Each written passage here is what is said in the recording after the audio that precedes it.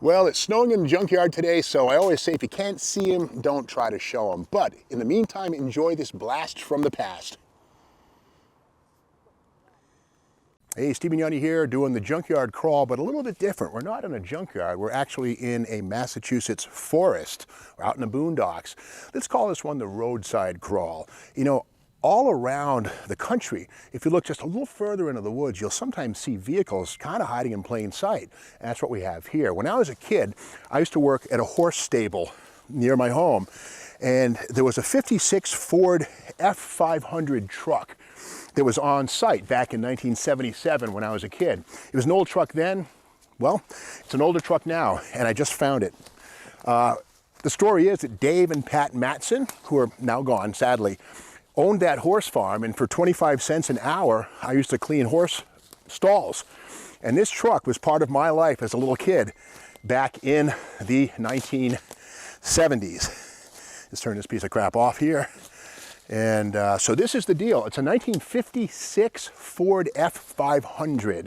Now we can see here the remains of the V8 grill. We got to remember that Ford trucks had flathead V8 power since 1932, but in 1954 the overhead valve pushrod V8, the Thunderbird Special, arrived, and by 1956 that engine grew to 272 cubic inches, and there it is.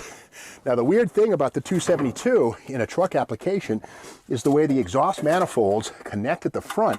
And this is, you know, that's filled with red hot exhaust gases right there when it's operating. But that's the design of these things. This is the Holley 2-barrel carburetor. And there's the remains of all the stuff under hood. And I remember this truck when it was up and running.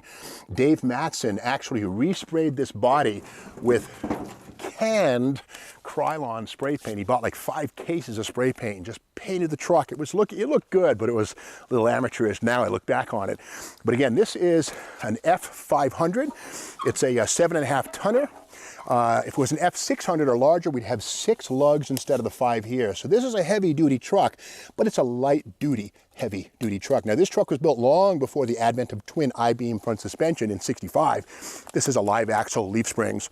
And here we have here the 1956 specific cab, 1-year deal with the wraparound windshield that used to happen right here.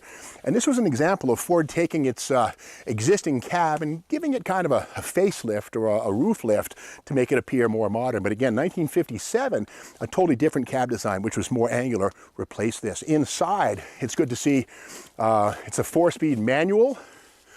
No automatics in this size truck at this point in time. This inside, we have something called Lifeguard Design, which in 1956 was Ford's range-wide effort to add safety. The deep dish steering wheel was standard equipment on all Fords in '56.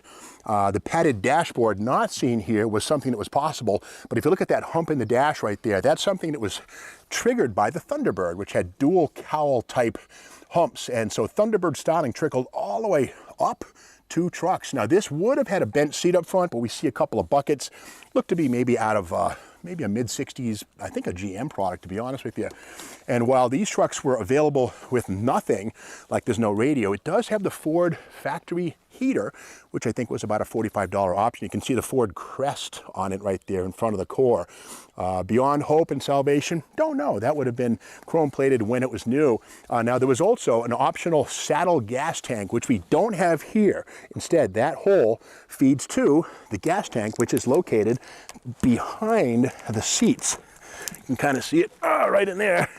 And some would say, man, that's crazy dirty and dangerous. And well, you know, in-cab gas tanks aren't that uncommon. In fact, I think some trucks still have them. Not a big deal. But anyway, the optional saddle tanks, which would live right here, again, were optional. Now, something that's kind of weird on this thing, this was a stake bed truck when I remember as a kid. The wood is now rotten, just gone. But here's part of the floor that used to be here.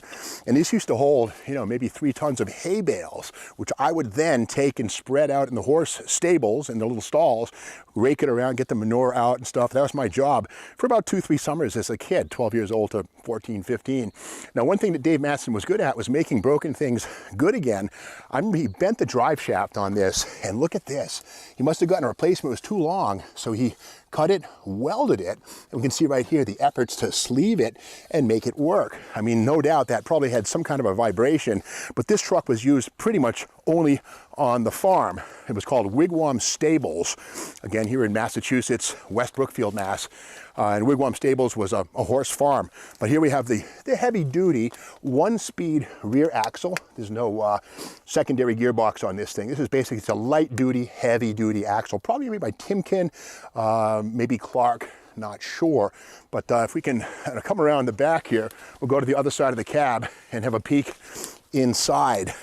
Now, one thing about 1956, again, was that Ford's safety campaign, lifeguard design on passenger cars, all about that deep dish steering wheel, padded rear view mirrors and stuff, it didn't really take off. The word was that Chevrolet was selling cars while Ford was selling safety. So it kind of fizzled, but there it is there. The steering wheel kind of has a dished effect rather than being flat, and believe it or not, that was considered a safety angle or element in 1956. But, you know, a nice little truck, 90-mile-per-hour speedometer. Passenger cars would have 110. Thunderbirds, 100 and I think 15 or 20 this year. And there's the pedals for the clutch. And again, no automatic transmissions in 500 series trucks at this point in time. Of course, now automatic transmissions are available in big rigs, Peterbilts, that kind of thing, but not here. Now, 1956 was the year that Motor Trend awarded its Car of the Year award to the entire Ford line for their advancements in safety. It didn't apply to the trucks as much, but again, a very interesting example. These here, these are kind of rare. These are the factory side turn signals. These are not aftermarket bits. This whole bit here, the cylinder, this is actually a pretty rare piece if you need it for your restoration. So, you know, it's a mixture of you know, neglect and abandonment and wear and originality. Aren't all cars, you know, when you find them in a place like this. So that's the story of the former Wigwam Stables F500 Ford six-wheel truck that as a kid, 40 years ago, I used to see this truck driving around, smelled its exhaust, and now here it is in the junkyard. So again, junkyards don't necessarily have to be fenced-in places. They can sometimes find goodies like this on the side of the road. So we'll continue our roadside crawl in the next video. But if you like what you see here, be sure to subscribe to the Steve Baggs YouTube channel.